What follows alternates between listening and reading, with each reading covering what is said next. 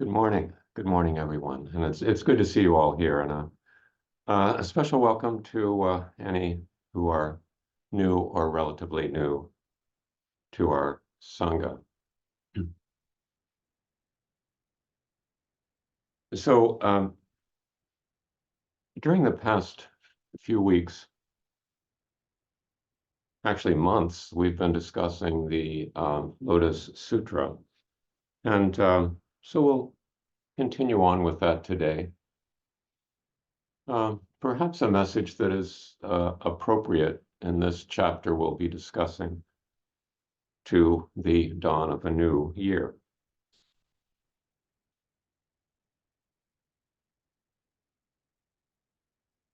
The chapter we're discussing today is entitled Springing Up from the Earth.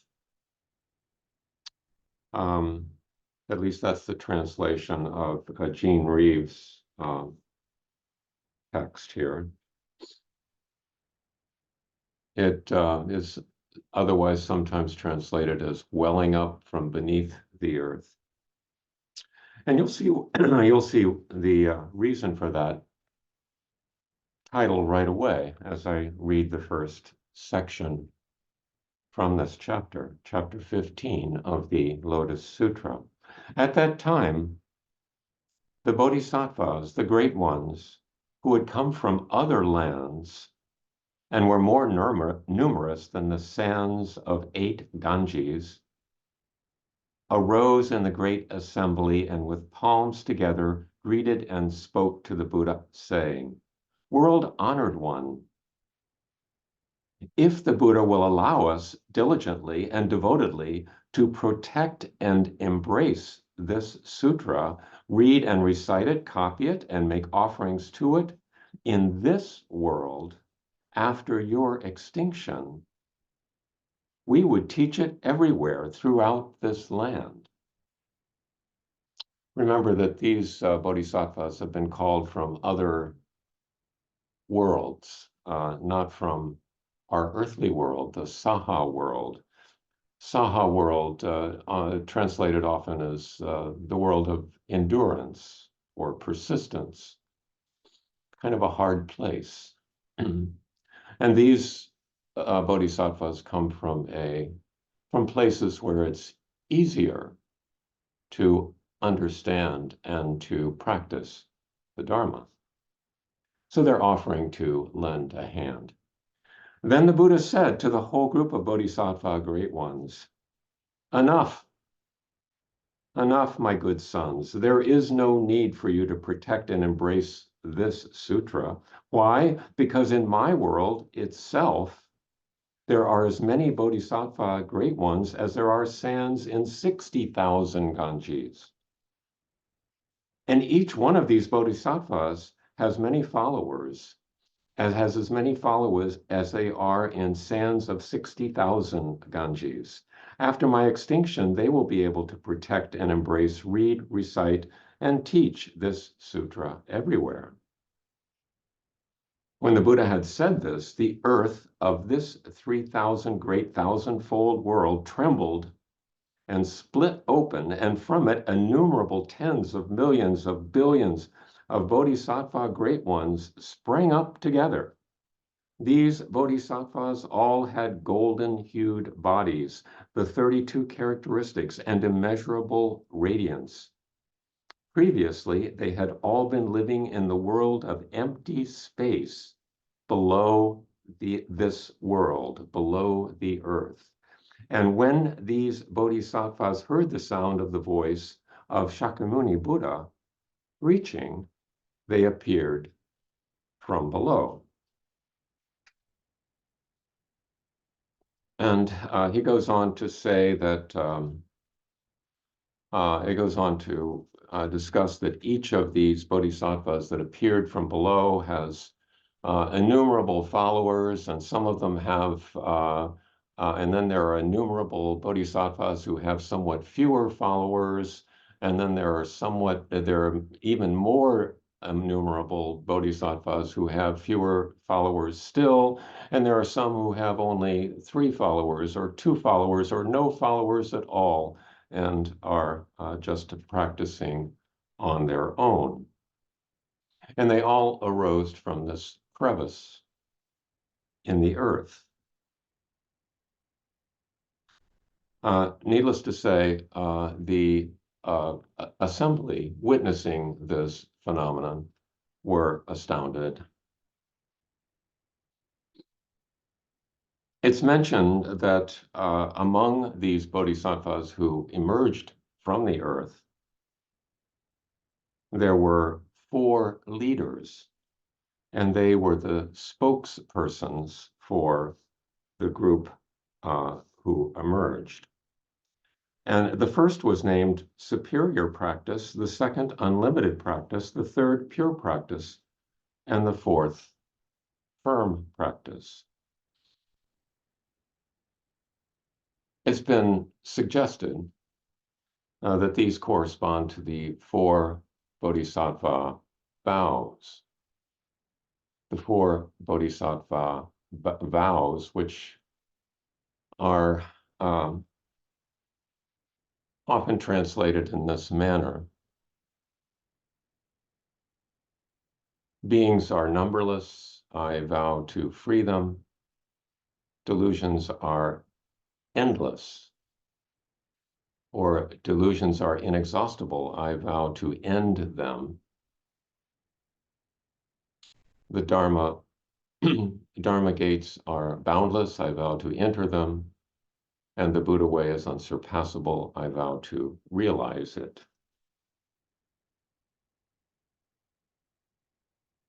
So the spokespersons for these bodhisattvas who had emerged go on to ask about the Buddha's health and to ask if he doesn't get tired preaching the Dharma in this Saha world. And the Buddha responds, yes, I am at ease, few ailments, few troubles. The living beings here are easy to transform and save, and they do not make me tired. Why? Because these beings for generation after generation have been transformed by me, which is a curious statement, but we'll get to that later. Well, among the assembly who were witnessing all of this was a bodhisattva named Maitreya. Maitreya, who has been named the future Buddha by Shakyamuni Buddha. He's the Buddha to come, Maitreya. And Maitreya, witnessing all this, has some questions. He's first of all amazed by the spectacle, but also with all of these countless bodhisattvas emerging from the earth, how is it that they all got trained? How is it they were all instructed? How did this come about? And the other people in the assembly have a similar question. So Maitreya places that question.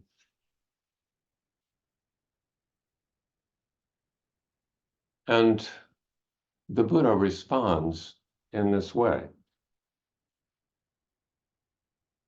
Ajita, another name for Maitreya. Ajita, you should know all these great bodhisattvas for innumerable eons have studied and practiced the wisdom of the Buddha. All of them are my converts. I made them aspire to the great way. They are my children, living in this world and following ascetic practices, liking quiet places and rejecting the noise of crowds, finding no pleasure in much talk. Such sons and daughters as these study and practice my Dharma and the way. Persevering day and night in order to seek the Buddha way, they live in the space beneath the world.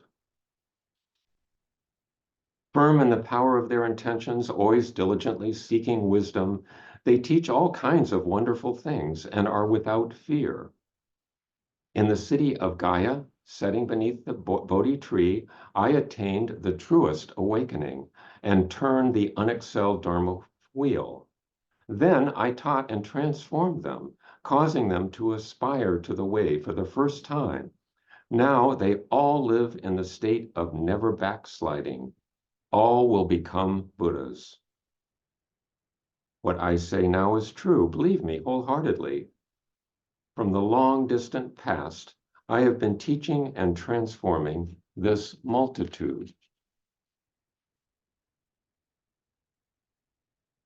Well,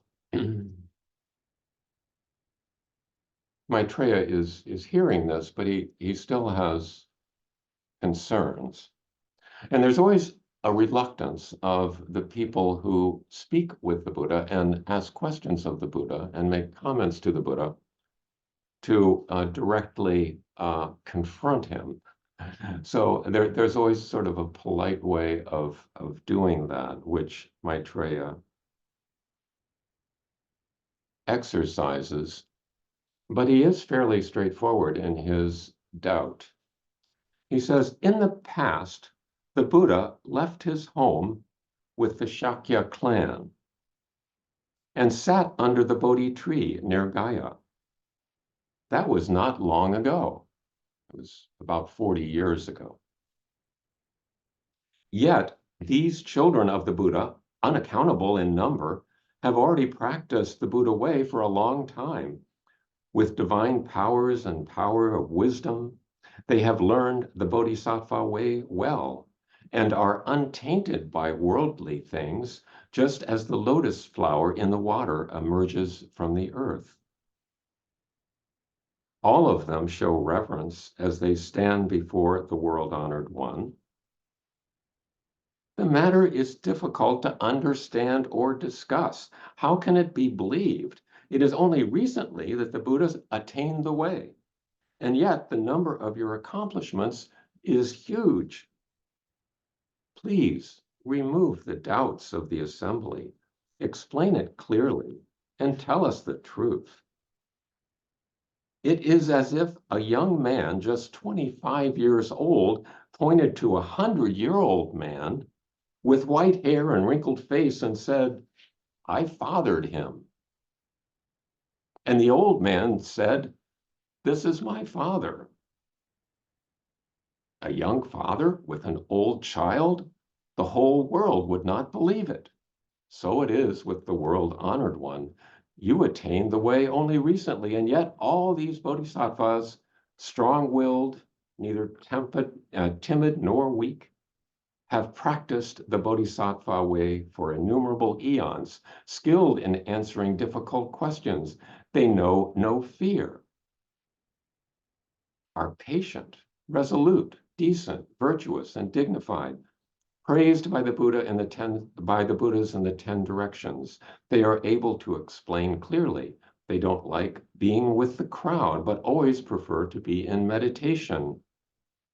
In order to pursue the Buddha way, they have lived in the space below. Hearing this from the Buddha, we have no doubts in this matter, but so that it can be understood in the future, we beg the Buddha to preach. If any should have doubts about or fail to believe this sutra, they will not fall into evil ways. Please explain it for them now. How have these innumerable bodhisattvas in such a short time been taught, transformed, and led to have aspiration and reach the stage of never backsliding? How did this possibly happen? And that's actually the end of the chapter. And the Buddha in the next chapter has a surprising revelation to respond to that query of Maitreya and the other assembled audience.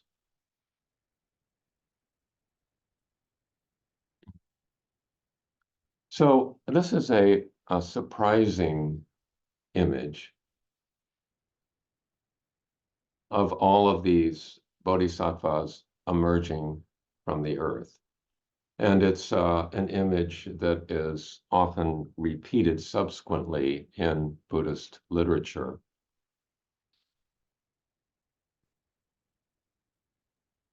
So what do we make of this?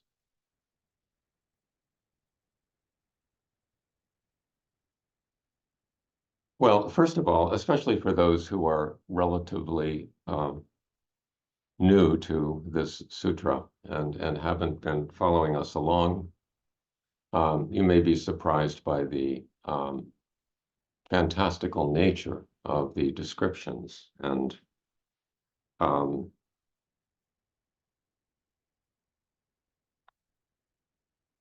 the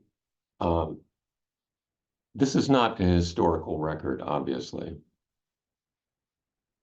This is a work. Some might say a poetic work, some might say a religious work,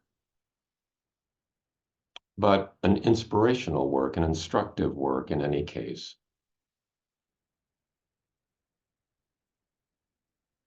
And what are we to make of this image? So in this chapter, the Buddha declines aid from elsewhere, from some celestial other place, and says, we have plenty of bodhisattvas here. We have plenty of people to assist and guide people toward wisdom and compassion. We have plenty of bodhisattvas on this earth, in this Saha world, in this difficult place that we live.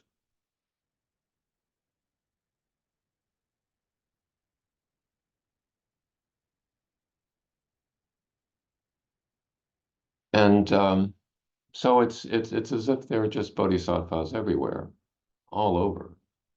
So where are they? Well, I think the message is that they're countless. You can't avoid bodhisattvas. You can't avoid all of these individuals who are here to aid you in times of trouble or distress. If you have the eyes to see them and the heart to welcome them.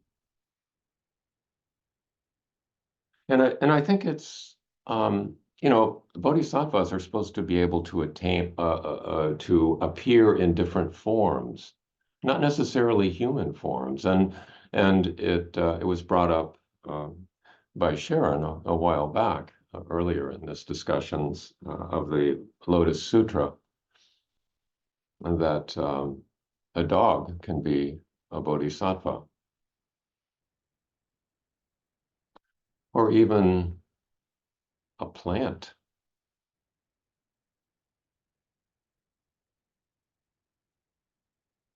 Not necessarily a human, and certainly not necessarily a Buddhist. There are countless bodhisattvas all around, if we can see them.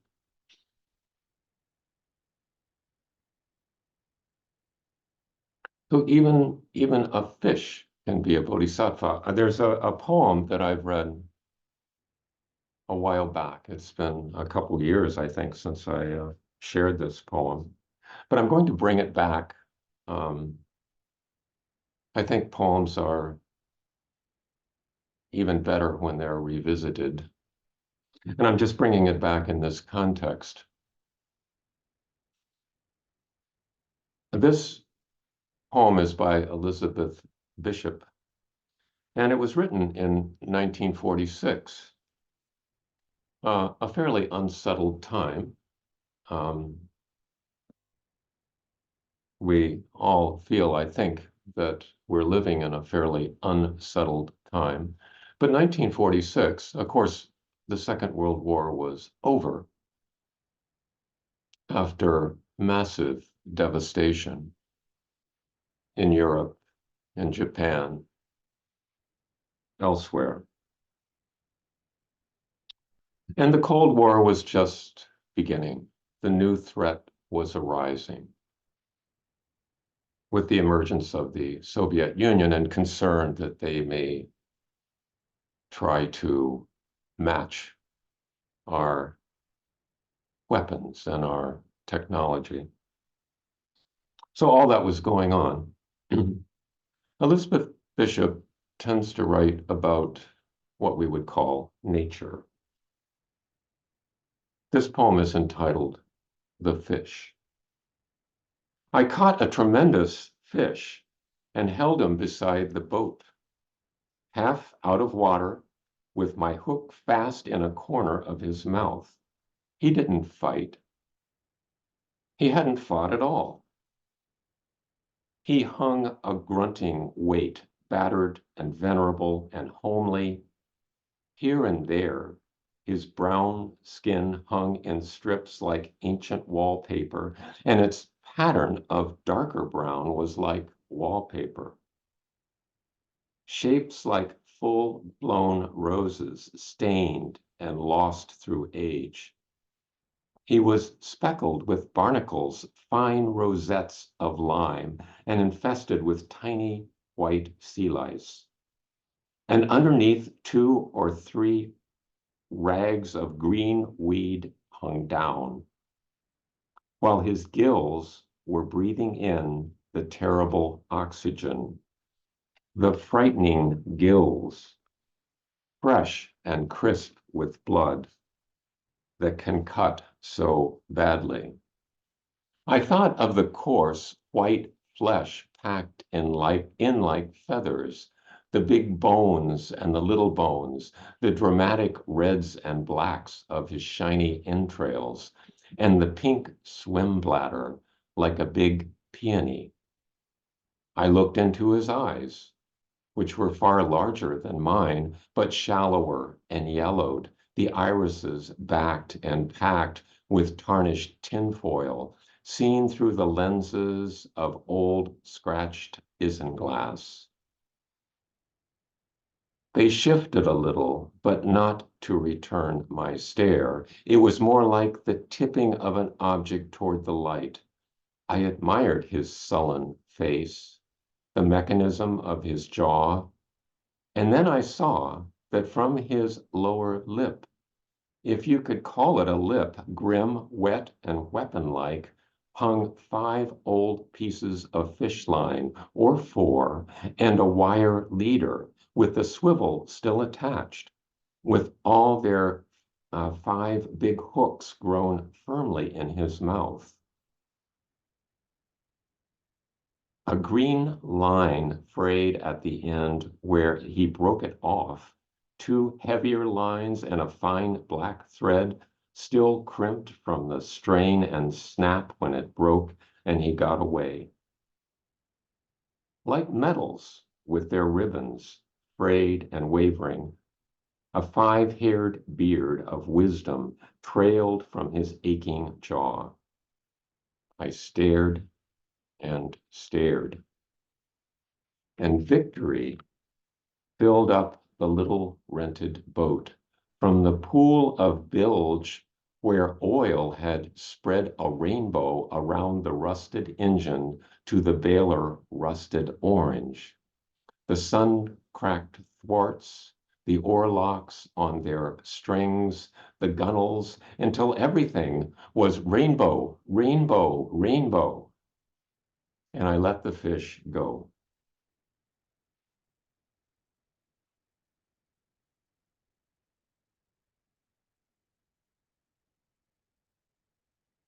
So in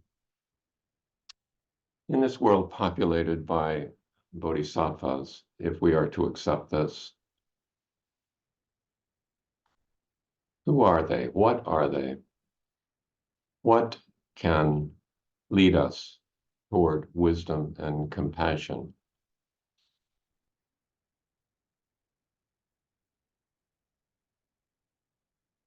Does it need to be a human? It can be often.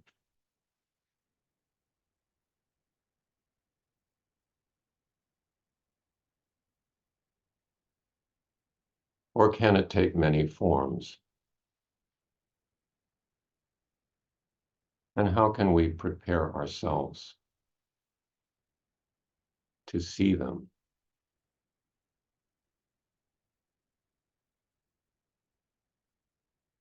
And accept them. So I'll leave you then with that image of the Bodhisattvas arising from a crevice beneath the earth. And we'll break up into groups to see what reactions you have to this chapter of the Lotus Sutra, to these considerations. And we'll get back in a few moments and discuss as the whole group. So thank you very much for listening today. I appreciate your attention.